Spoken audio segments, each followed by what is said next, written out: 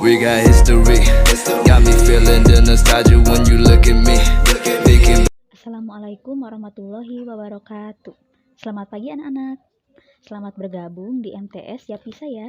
Nah, sebelum itu, karena kita belum sempat bertemu, Ibu mau memperkenalkan diri terlebih dahulu ya. Nama Ibu adalah Ibu Rini Andriani. Nah, Ibu tinggal di Perumahan Bumi Cipacing Permai. Nah, di sini Ibu di sekolah MTS Yapisa ini, Ibu menjadi guru mata pelajaran seni budaya dan prakarya. Semangat pagi anak kelas 7. Nah, di sini Ibu mau menjelaskan tentang bab 1, yaitu menggambar flora, fauna, dan alam benda. Nah, di sini kita akan mempelajari tentang menggambar flora dan fauna. Nah, yang pertama, pengertian menggambarnya. Sebelum itu, anak-anak simak dulu ya. Nah, di sini ada gambar-gambarnya. Ada gambar apa aja anak-anak? Nah, di sini ada gambar floranya, faunanya, dan alam benda. Nah, selanjutnya pengertian menggambar. Nah, di sini gambar merupakan bahasa yang universal dan dikenal jauh sebelum manusia mengenal tulisan. Gambar sudah dikenal masyarakat sejak zaman purba. Menggambar tidak hanya melibatkan aktivitas fisik semata tetapi juga mental. Nah, di sini selanjutnya.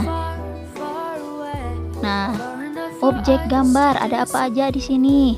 Nah, ada flora. Flora yaitu apa? Flora adalah tumbuhan dan fauna adalah hewan, dan di sini adalah alam sekitar yaitu pantai. Nah, selanjutnya ada komposisi dalam menggambar. Nah, sebelum itu komposisi apa sih?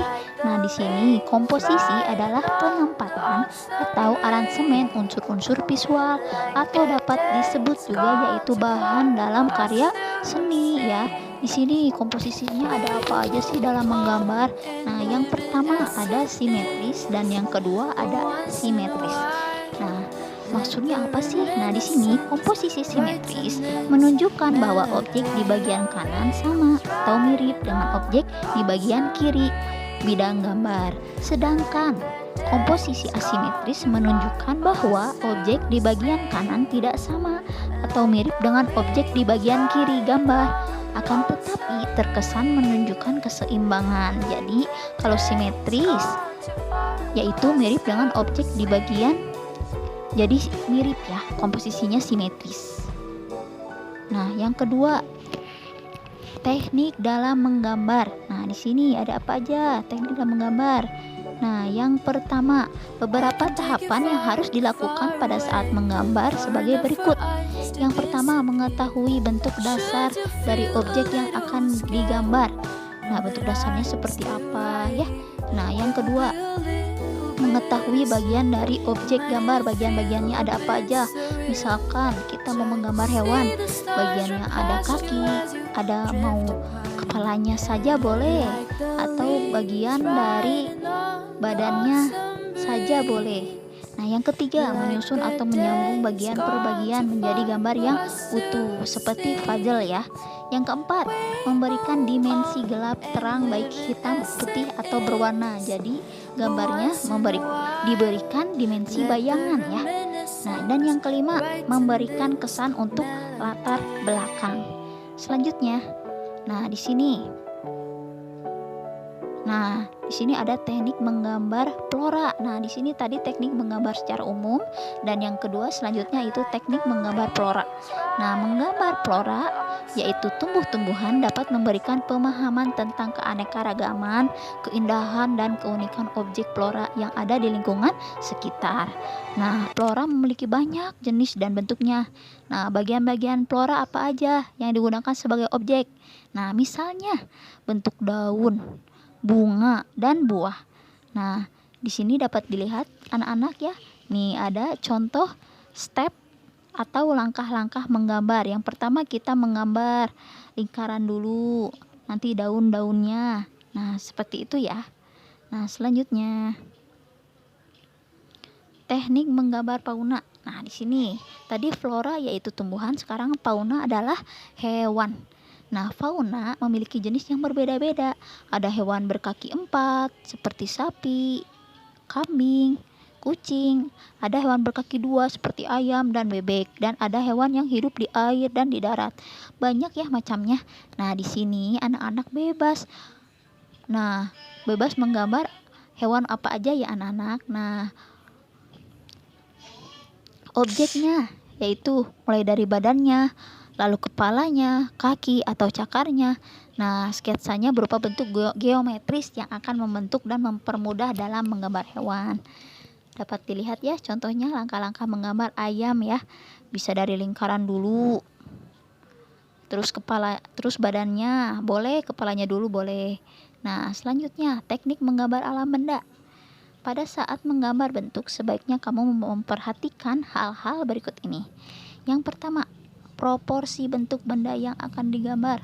Proporsi itu yaitu ukuran ya. Yang kedua, komposisi dalam meletakkan benda. Nah, apakah benda diletakkannya dari atas, ada di atas mata kita, atau di sejajar dengan mata kita. Yang ketiga, cahaya yang menyinari objek gambar dan akan membentuk bayangan. Yang keempat, penggunaan arsiran atau warna yang akan membentuk kesan bidang 3 dimensi. Sama ya, sama seperti tadi, yaitu untuk menimbulkan bayangan dalam gambar. Yang kelima, penggunaan latar belakang atau background. Misalkan backgroundnya ada daun-daun boleh, atau ada rumah boleh.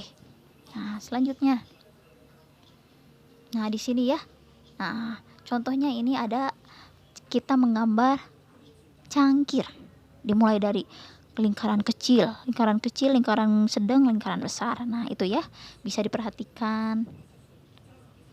Selanjutnya, nah alat dan bahan untuk menggambar flora dan fauna. Nah, anak-anak butuh apa aja sih untuk menggambar flora dan fauna ini? Nah, yang pertama kita harus memiliki pensil. Pensil apa aja? Yang kedua, penghapus.